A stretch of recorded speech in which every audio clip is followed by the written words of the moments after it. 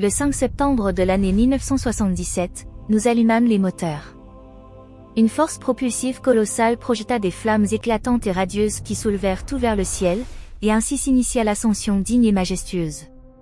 Cette scène évoquait de manière stupéfiante le tout premier moment, émouvant jusqu'aux tripes, de la grande odyssée de l'humanité vers le cosmos. Imaginez-vous debout dans cette ère inaugurale. Tous les habitants de la planète bleue étaient imprégnés d'un optimisme infini, ils levaient les yeux vers les myriades d'étoiles parsemant la voûte céleste, et dans leur cœur battait une attente fiévreuse pour l'avenir. Le rêve de cet avenir consistait en ce que l'humanité tendit la main vers les vastes espaces de l'univers. Dans l'air flottait une électricité chargée de tension et d'excitation. Sur le site de lancement résonnaient des acclamations assourdissantes, la terre tremblait sous le rugissement tonitruant des machines, le vent charriait l'odeur âcre des gaz d'échappement des fusées, et tout cela fusionnait en une symphonie d'exaltation et de désir ardent.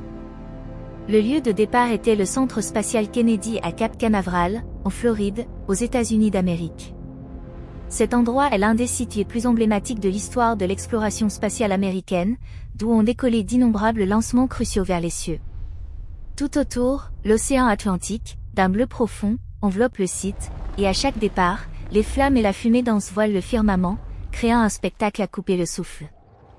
Le 5 septembre de l'année 1977, la Voyager 1 fut portée par une fusée Titan 3 de Centaur et lancée depuis Cap Canaveral, en Floride, vers le ciel.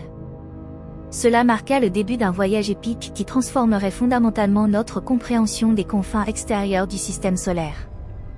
La Voyager 2 avait été lancée un peu plus tôt, le 20 août de la même année, et bien que les trajectoires de ces deux explorateurs fussent similaires, un design orbital différent permit à la Voyager 2 de visiter également les mondes lointains d'Uranus et de Neptune. Après avoir exploré Jupiter et Saturne, la Voyager 2 quitta le système solaire, tandis que la Voyager 1 survola 4 géants gazeux et rapporta encore plus de données précieuses. Ces lancements s'inscrivaient dans la continuité de la course à l'espace entre les États-Unis et l'Union soviétique pendant la guerre froide. La National Aeronautics and Space Administration des États-Unis investit des efforts immenses pour reconquérir et maintenir son avance dans l'exploration spatiale après le choc du Spoutnik soviétique.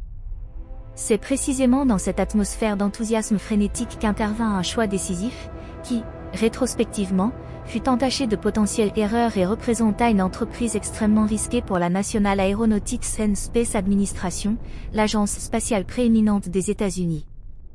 Ils nouèrent une étroite collaboration avec la plus haute autorité dans le domaine de la recherche de vie extraterrestre, le célèbre astronome américain Frank Drake. Frank Drake était un pionnier dont la curiosité ardente pour les mystères de l'univers ne s'éteignit jamais. En l'année 1966, il formula l'équation fameuse de Drake, qui sert à estimer le nombre de civilisations extraterrestres actives et communicatives dans notre galaxie de la Voie lactée.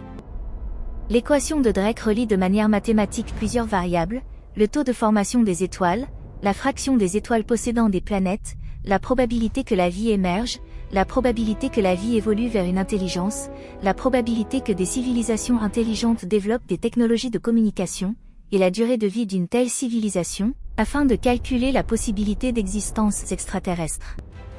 Cette équation est encore aujourd'hui vigoureusement débattue par les astronomes et les astrobiologistes.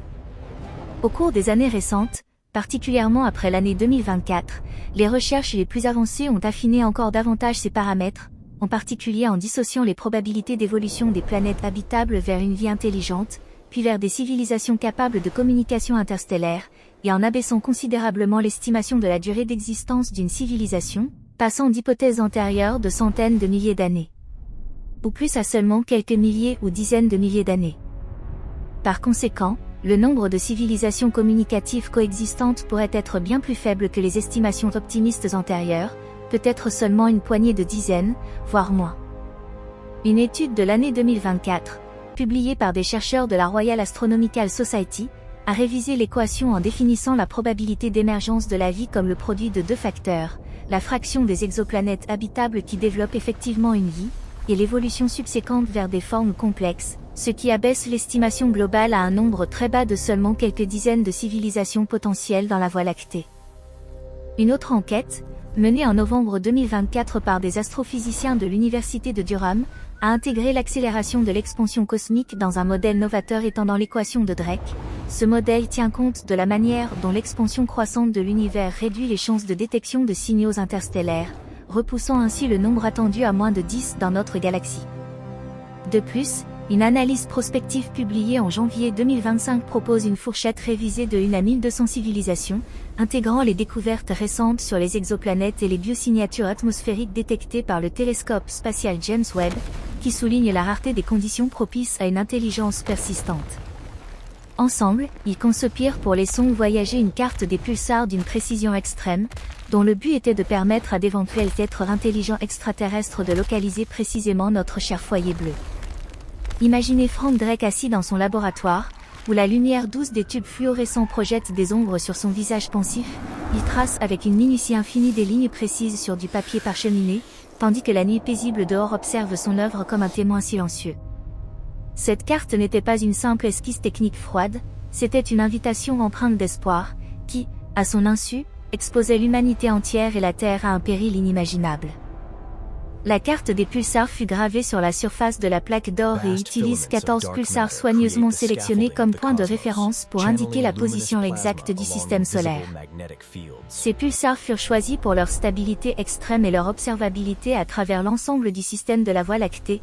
Ils agissent comme des phares dans l'océan cosmique. Les pulsars sont les vestiges d'explosions de supernovas sous forme d'étoiles à neutrons qui tournent à grande vitesse et émettent des impulsions radio régulières avec une précision milliseconde, ce qui les rend utilisables comme horloge cosmique. La plaque d'or elle-même est une véritable capsule temporelle qui conserve les sons, les images et la musique de la Terre, afin de transmettre des messages pacifiques à d'éventuels êtres intelligents extraterrestres et d'instaurer un dialogue. On peut l'imaginer comme une somptueuse boîte à cadeaux enveloppée d'un boîtier d'aluminium luisant, portant des instructions détaillées d'utilisation et une carte galactique unique. Cette carte localise notre système solaire avec précision au moyen de 14 pulsars. Chaque pulsar est représenté par un rayon partant du système solaire, dont la longueur indique approximativement la distance en années-lumière. Une année-lumière équivaut à environ 99,04 billions de kilomètres, la distance parcourue par la lumière en une année. Sur chaque rayon est noté un code binaire, une séquence de 0 et de 1. Lorsque l'on décode ces nombres binaires et que l'on les multiplie par une unité de base temporelle établie, on obtient la fréquence de rotation du pulsar. Cette méthode offre à une civilisation avancée une horloge cosmique universelle, indépendante de son propre système temporel. Le design ingénieux de Frank Drake s'appuyait sur son expérience pionnière en l'année 1974, lorsqu'il envoya du observatoire d'Arecibo, à Porto Rico, le premier message actif vers d'éventuels mondes extraterrestres. L'observatoire d'Arecibo abritait autrefois un immense radiotélescope de 300 mètres de diamètre, mis hors service en l'année 2020 suite à un effondrement structurel, mais dont l'héritage scientifique est perpétué par des projets subséquents tels que le télescope de Green Bank et le télescope sphérique à ouverture de 500 mètres en Chine, qui poursuivent des activités similaires de recherche pour l'intelligence extraterrestre et émettent même des signaux étendus vers des zones potentiellement habitables. Cette méthode d'émission active de messages est comme l'édification d'un pont élégant au-dessus du vide infini, qui éveille une révérence scientifique pour l'inconnu et rappelle que, même dans le silence du cosmos, un murmure peut résonner éternellement. Plongeons maintenant plus profondément dans les trésors de la plaque d'or. Elle est un tapis vivant tissé de la diversité de la vie terrestre et des cultures, contenant 115 images distinctes. Des forêts d'un vert émeraude où serpentent des rivières sinueuses, aux sommets enneigés qui percent l'azur du ciel, en passant par les visages innocents et rieurs d'enfants du monde entier, les scènes chaleureuses de rassemblements familiaux, la tour compliquée du Taj Mahal à Agra, en Inde, qui scintille au soleil levant, et le bazar coloré et animé de Marrakech, au Maroc, tout cela touche au cœur. Le Taj Mahal est le mausolée que le 5e empereur moghol, Shah Jahan, fit ériger en l'honneur de son épouse bien-aimée Mumtaz Mahal. Il figure sur la liste du patrimoine mondial de l'Organisation des Nations Unies pour l'éducation, la science et la culture depuis l'année 1987, attire annuellement des millions de visiteurs et symbolise l'amour éternel, sa symétrie parfaite et l'emploi de marbre blanc incrusté de pierres précieuses incarnant l'apogée de l'architecture islamique. Ces matériaux visuels sont stockés intégralement en codage analogique, conçus spécifiquement pour une restitution analogique, et inclut également des contenus scientifiques tels que le plan de la vie sous forme de la structure en double hélice de l'acide désoxyribonucléique et des diagrammes anatomiques du corps humain, avec des représentations détaillées du squelette, des muscles et des organes internes, afin d'offrir aux destinataires potentiels des aperçus sur la biologie humaine. Les extraits musicaux englobent des époques et des continents, les mélodies sereines et montagneuses des flûtes de bambou traditionnelles asiatiques, les sons crus et puissants des tambours des cérémonies tribales africaines, l'œuvre profondément émotive du quatuor à cordes en mi bémol majeur, opus 130 de Beethoven, connu sous le nom de Grande Fugue, qui incarne les chefs-d'œuvre classiques européens comme les concertos brandebourgeois numéro 2 de Jean-Sébastien Bach dans leur raffinement baroque, et l'énergie juvénile et rebelle du classique du rock Johnny B. Good de Chuck Berry, publié en 1958 et considéré comme l'un des morceaux les plus influents de l'histoire du rock, fusionnant des éléments de blues, de country et de rhythm and blues.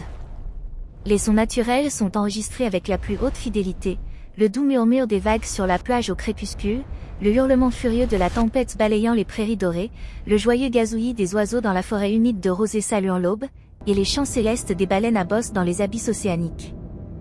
Les baleines à bosse peuvent atteindre une longueur de jusqu'à 15 mètres et utilisent des chants complexes pour communiquer sur des milliers de kilomètres dans le Pacifique et l'Atlantique. Ces chants varient saisonnièrement et sont transmis culturellement, comme le démontrent les recherches de la National Oceanic and Atmospheric Administration, qui ont récemment révélé en 2025 des motifs vocaux évolutifs liés au changement climatique affectant leur route migratoire. Les salutations en 55 langues sont réconfortantes, du « bonjour », ami, en anglais à la salutation romantique en français, en passant par les tons chaleureux du vietnamien, y compris le coréen, vous êtes bien, ami du cosmos, et tout cela transmet la sincérité commune de l'humanité, chaque langue étant enregistrée avec son intonation unique et sa nuance culturelle pour célébrer la diversité. En l'année 1977, les voyagers 1 et 2 quittèrent la Terre accompagnés du grondement des moteurs de fusée, comme un éclair fendant le ciel. C'était un geste noble et fascinant, perçu par les étoiles comme une invitation accueillante, une lumière d'espoir pour une connexion avec des civilisations lointaines. Dans le centre de contrôle du Jet Propulsion Laboratory à Pasadena, en Californie, on peut visualiser la scène des ingénieurs et scientifiques jubilants et s'enlaçant, dont les yeux brillent du rêve partagé de parents cosmiques. Le Jet Propulsion Laboratory est le principal centre de recherche de la National Aeronautics and Space Administration et fut responsable de la conception et de l'exploitation intégrale du programme Voyager, impliquant des milliers d'experts de pointe, incluant des équipes d'astrophysiciens, d'ingénieurs et de programmeurs analysant les données en continu jour et nuit. Néanmoins, ce contact actif vibrant contraste de manière glaçante avec l'hypothèse de la forêt sombre. Imaginez le cosmos comme une immense forêt obscure où chaque civilisation est un chasseur se glissant avec prudence dans les ténèbres, gardant une vigilance extrême envers les entités inconnues tapies dans l'ombre.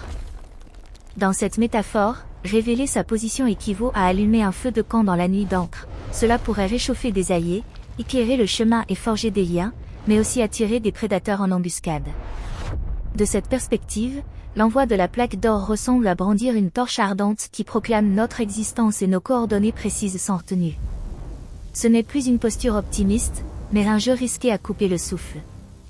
L'hypothèse de la forêt sombre fut popularisée auprès du grand public par l'auteur chinois de science-fiction Liu Cixin dans le 2e volume de la trilogie Le problème à 3 corps, La forêt sombre, publié en 2008.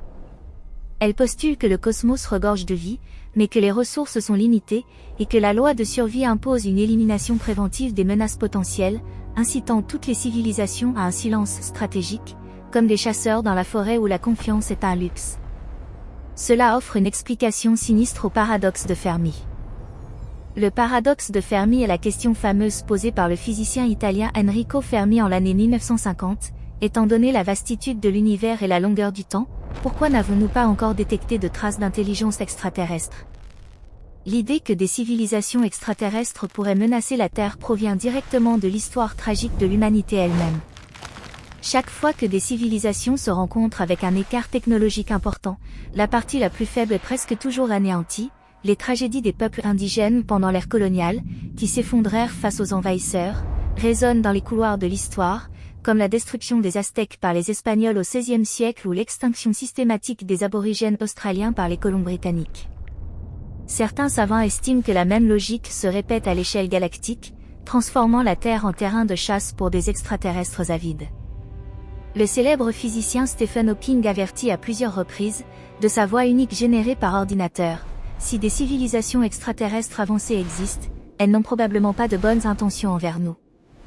Dans le documentaire Voyage à travers l'univers avec Stephen Hawking de l'année 2010, il compara un contact potentiel à l'arrivée de Christophe Colomb en Amérique et mit en garde que des extraterrestres pourraient piller la Terre comme un réservoir de ressources, à l'image de ce que l'humanité a infligé à des groupes plus faibles dans son histoire. Il conseilla explicitement de ne pas crier trop fort pour éviter une réaction catastrophique, un avertissement qu'il répéta dans des entretiens jusqu'à sa mort en 2018. De ce point de vue, la plaque d'or devient soudainement menaçante. Si les voyageurs attiraient vraiment des extraterrestres hostiles, nous pourrions leur ordonner à distance de s'autodétruire ou de s'éteindre. Mais il est trop tard. Au 18 novembre de l'année 2025, la Voyager 1 file à une vitesse d'environ 38 210 milles par heure, soit environ 17 km par seconde, à travers l'espace interstellaire et se trouve à plus de 169,27 unités astronomiques de la Terre, ce qui représente plus de 25,3 milliards de kilomètres.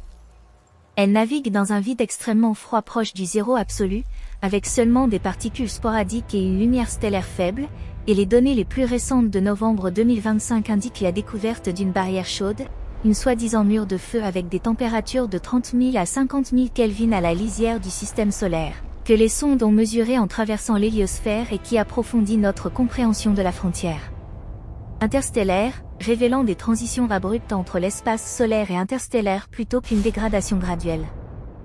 La Voyager 2 vole un peu plus lentement, à environ 33 491 milles par heure, et est à environ 139,26 unités astronomiques, soit environ 20,8 milliards de kilomètres.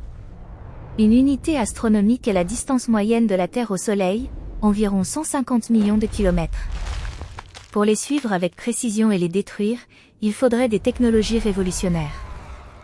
Le vaisseau spatial le plus rapide de l'humanité est la Parker Solar Probe, qui, en septembre 2025, a de nouveau battu un record en atteignant une vitesse d'environ 687 000 km/h lors de son 25e survol du Soleil, le 15 septembre, approchant à seulement 3,8 millions de milles du Soleil et fournissant des données inédites sur les vents solaires. Pourtant, même à cette vitesse, il faudrait environ 35 ans pour rattraper la Voyager 1. Les méthodes potentielles de destruction incluent la vaporisation par un laser de superpuissance, mais la distance est trop grande, les exigences en énergie colossales, la précision de visée ardue, et l'explosion elle-même pourrait être détectée par des ennemis. Une autre idée est le lancement d'un nouveau vaisseau plus rapide pour interception, nécessitant une propulsion nucléaire ou des technologies plus avancées, encore théoriques. Toute civilisation capable de découvrir, intercepter et décoder la plaque d'or des voyagers dans l'espace interstellaire serait technologiquement en avance de siècles, voire de millénaires. Elle pourrait posséder des mégapoles orbitant autour de géantes gazeuses ou exploiter les disques d'accrétion de trous noirs comme source d'énergie inépuisable. Pour repérer les voyagers dérivant dans l'espace interstellaire, elle requérait un équipement d'observation des milliers de fois plus puissant que le télescope spatial James Webb, qui depuis 2022 fournit des données du cosmos profond. Pour les rattraper, elle pourrait employer des technologies au-delà de la vitesse de la lumière, comme des propulsions warp théoriques. En l'année 2025, le projet le plus ambitieux de l'humanité, le plan Breakthrough Starshot, est gelé indéfiniment en raison de difficultés techniques et financières, comme rapporté en septembre 2025, bien que de nouveaux concepts pour des voiles solaires propulsés par laser, tels qu'un design en forme de pomme de terre optimisé par intelligence artificielle récemment proposé, pourraient permettre un voyage vers Alpha du Centaure en 20 ans, maintenant ainsi. Vivant le rêve des voyages interstellaires, jusqu'à présent, le projet n'a dépensé que environ 4,5 millions de dollars. Néanmoins, certains scientifiques parient sur l'émission active de messages, comme le projet Message in a Bottle, qui tire des signaux codés vers Proxima du Centaure et d'autres cibles. Les opposants invoquent le principe de précaution et prônent le silence jusqu'à un consensus sur l'étiquette interstellaire. Ce débat fait rage en 2025, avec des conférences de l'Institut Search for Extraterrestrial Intelligence qui éclairent les deux camps, tels que le symposium SETI de Penn State en 2025 et l'atelier annuel SETI 2025 à l'université de Göteborg du 13 au 16 août, où des méthodologies novatrices de recherche de technosignatures et des limites supérieures ont été discutées, soulignant la nécessité d'une approche équilibrée entre curiosité et prudence. Les sondes voyagées et la plaque d'or sont des symboles éternels de l'esprit indomptable d'exploration de l'humanité, mais aussi un miroir reflétant le feu que nous avons allumé dans la forêt sombre. Il procure de la chaleur, mais porte en lui le danger de l'anéantissement. Il nous exhorte, lorsque nous tendons la main vers le cosmos, nous devons procéder avec la plus grande révérence et la plus extrême prudence. Que les générations futures tirent de cette histoire une sagesse profonde et tracent un chemin plus sûr, plus lumineux vers l'espace interstellaire.